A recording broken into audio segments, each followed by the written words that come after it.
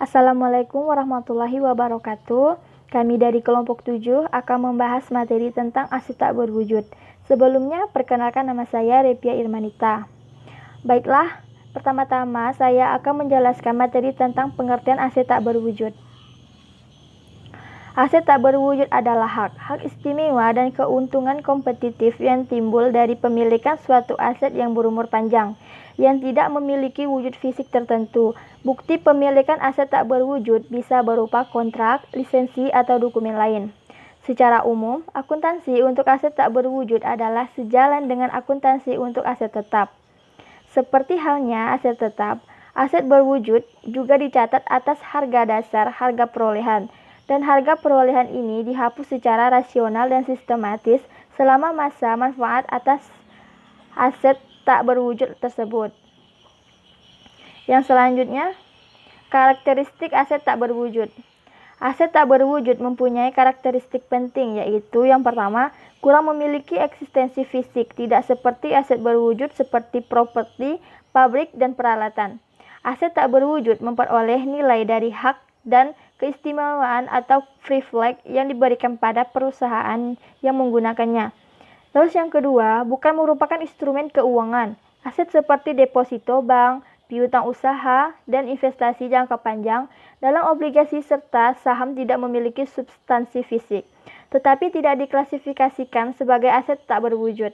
Aset ini merupakan instrumen keuangan dan menghasilkan nilainya dari hak untuk menerima kas atau ekuivalen kas di masa depan. Yang ketiga, bersifat jangka panjang dan menjadi subjek amortisasi. Aset tak berwujud menyediakan jasa selama bertahun-tahun. Investasi dalam aset ini biasanya dibebankan pada periode masa mendatang melalui beban amortisasi periodik. Yang selanjutnya, prinsip akuntansi dasar untuk aset tak berwujud. Akuntansi untuk aset tak berwujud melibatkan prinsip dan prosedur akuntansi serupa yang diaplikasikan untuk aset tak berwujud lainnya, seperti properti, pabrik, dan peralatan, yaitu yang pertama, pada akuisisi menerapkan prinsip biaya. Yang kedua, selama periode pembangunan menerapkan prinsip penandingan. Seterusnya yang ketiga, pada disposisi menerapkan prinsip pendapatan, keuntungan atau kerugian yang diakui atas pelepasan sama dengan selisih antara pertimbangan yang diterima. Baiklah, selanjutnya pencatatan dan penilaian aset tidak berwujud. Pencatatan biaya pembelian aset tak berwujud. Sesuai dengan prinsip biaya, aset tak berwujud harus dicatat pada saat diakuisisi dengan biaya ekuivalen kas saat ini. Biaya ini termasuk harga beli, biaya transfer, dan hukum, dan setiap pengeluaran lainnya yang berkaitan dengan akuisisi. Biaya akuisisi merupakan biaya pasar saat ini dari semua penukaran yang diserahkan atau dari aset yang diterima, mana yang lebih dapat ditentukan.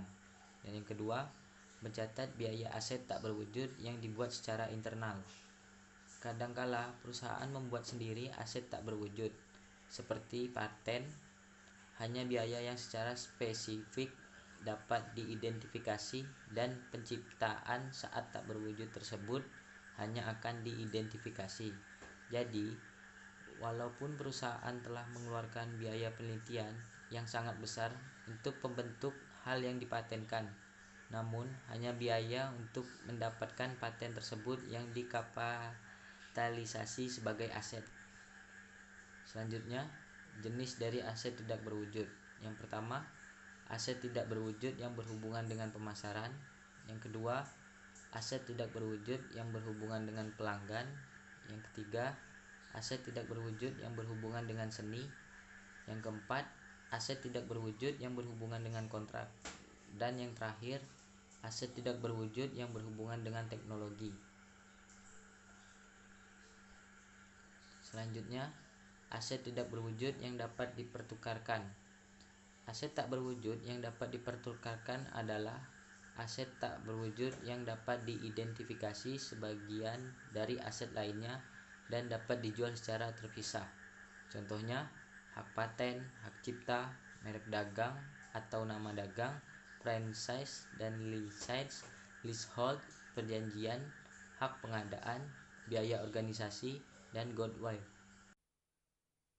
Oke, untuk contoh soal aset tidak berwujud, soal pertama, PT Sedap Sari mendapatkan daftar pelanggan dari surat kabar sebesar harga 6 juta rupiah pada tanggal 1 Januari 2019.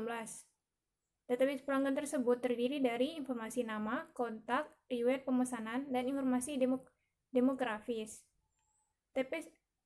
PT Sedap Sari berharap untuk memperoleh keuntungan dari informasi tersebut secara merata selama periode 3 tahun. Dalam tersebut, daftar pelanggan merupakan aset tak berwujud yang umur manfaatnya terbatas dan harus diamortisasikan. Jadi yang ditanyakan, buatlah jurnal pada saat pembelian pada 1 Januari 2019 dan carilah beban amortisasi per periode serta buatlah jurnalnya. Jadi pada jurnal tanggal 1 Januari 2019, pelanggan tersebut kan mendaftar dengan harga 6 juta. Jadi pada jurnal bertambah debit yaitu daftar pelanggan sebesar 6 juta rupiah dan kredit kas 6 juta rupiah. Selanjutnya beban diamortisasikan per periode, karena ini per periode kan 3 periode, maka akan dibagi 3, 6 juta tersebut dibagi 3, jadi 6 bagi 3, jadi 2 juta per periode. Dan di debitnya dituliskan beban akumulasi daftar pelanggan sebesar 2 juta rupiah dan di kredit, pada kredit akumulasi amortisasi daftar pelanggan sebesar 2 juta.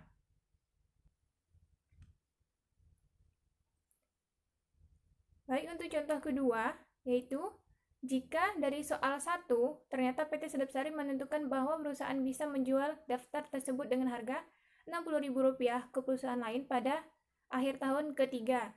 Jadi ditanyakan, buatlah jurnal dan perhitungan beban diamortisasi pada setiap periodenya. Jadi untuk jurnal perhitungan beban amortisasi, sebelumnya kan pelanggan tersebut membeli dengan 6 juta. Lalu dijual pada soal kedua ini dijual daftar kedua yaitu Rp60.000. Maka 6 juta tersebut dikurang dengan Rp60.000. Karena belum termasuk 3 periode, maka dibagi kembali dengan 3 untuk tahun 2019, 2020, dan 2021. Maka pada debit dituliskan beban amortisasi daftar pelanggan sebesar Rp1.980.000 dan pada kredit akumulasi amortisasi daftar pelanggan sebesar Rp1.980.000. Oke, baiklah, sekian dari presentasi kelompok kami. Apabila ada kesalahan kata mohon dimaafkan. Saya tutup dengan Assalamualaikum warahmatullahi wabarakatuh.